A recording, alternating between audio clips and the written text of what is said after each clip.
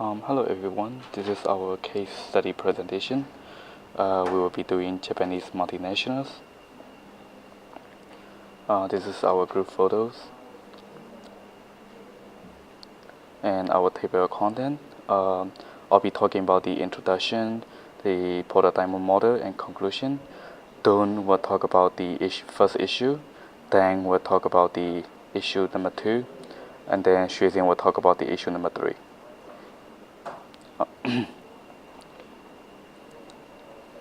And then let me start with the introduction. Japanese multinationals have always been pioneer in the electronic industry, as they are able to produce the most advanced and smartest home appliance in the world, and they have been dominating the upper market for several decades.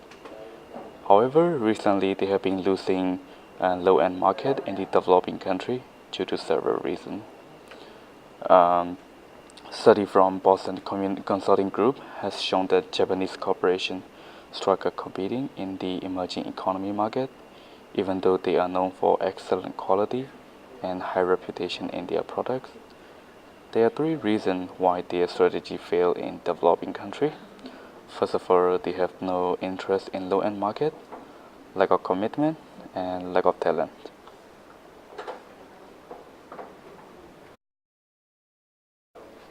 My name is Jung, and today I will present about the first issue of Japanese multinational company when they enter in emerging market. The first issue is distaste for low-end market. Multinational companies in Japan tend to seek profits in high-end market segment. They have been success in this. However, they decide to attract emerging market. The statement used in the high-end segment will hinder them.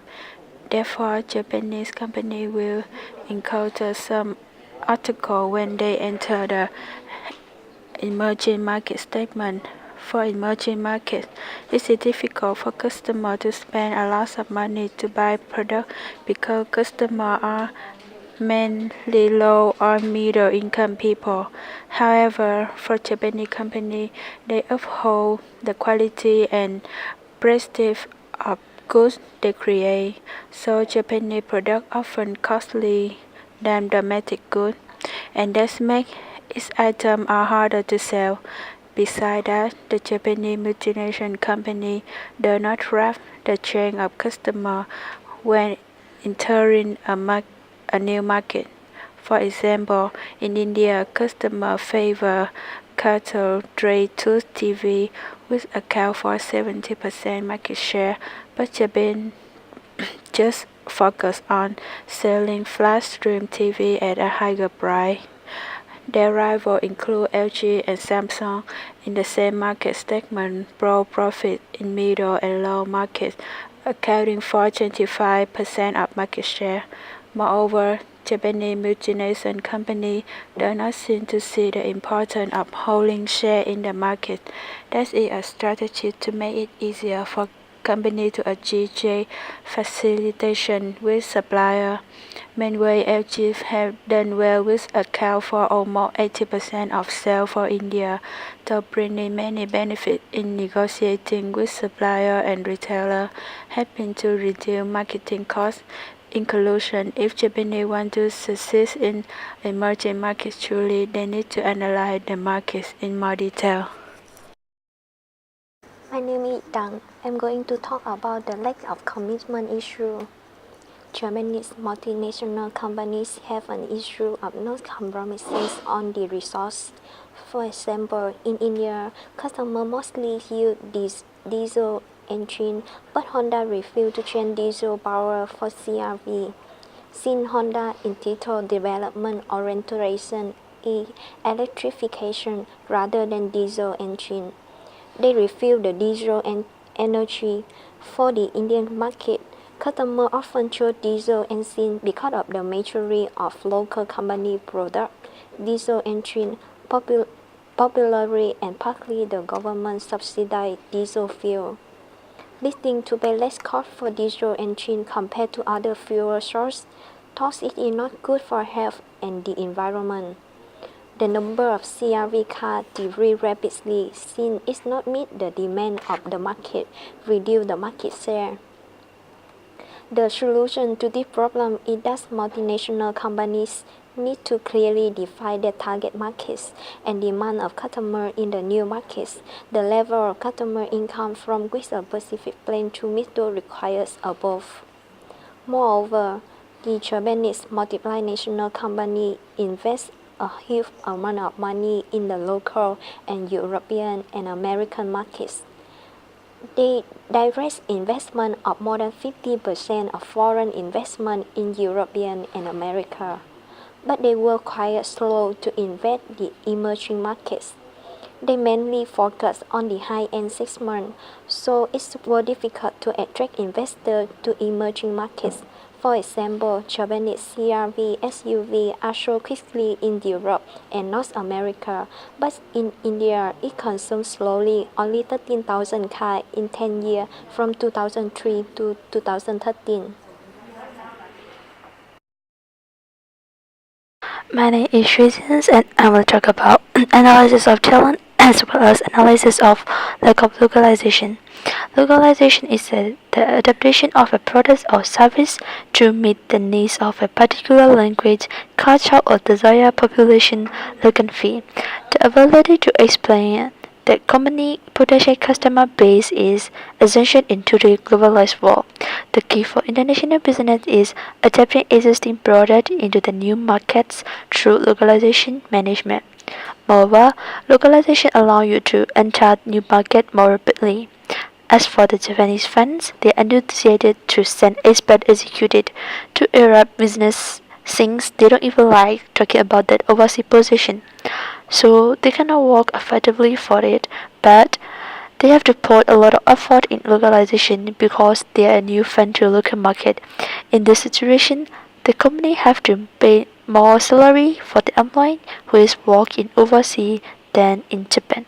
Furthermore, the employee who appointed in overseas have trained more about localization. By doing this, Japanese fan will be solved a lack of localization as well as a lack of talent. This is Wensu again. This is our prototype model. I will introduce the prototype model of the Japanese multinational.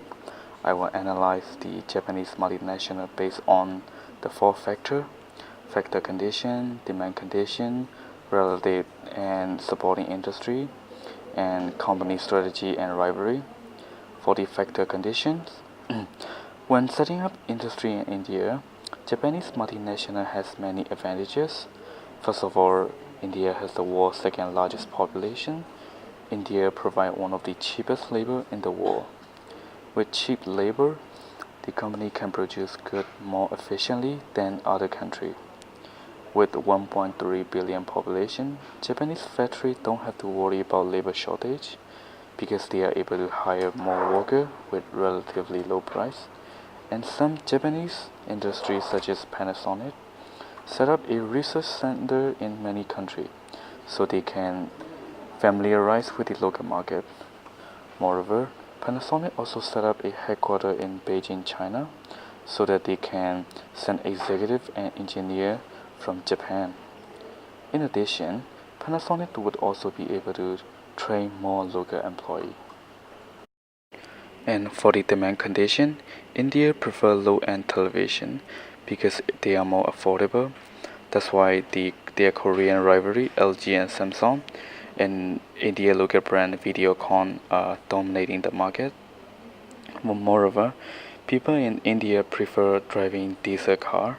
However, the Japanese refuse to produce diesel car because they feel like their diesel quality is not met. Lastly, home appliances have huge potential market in China.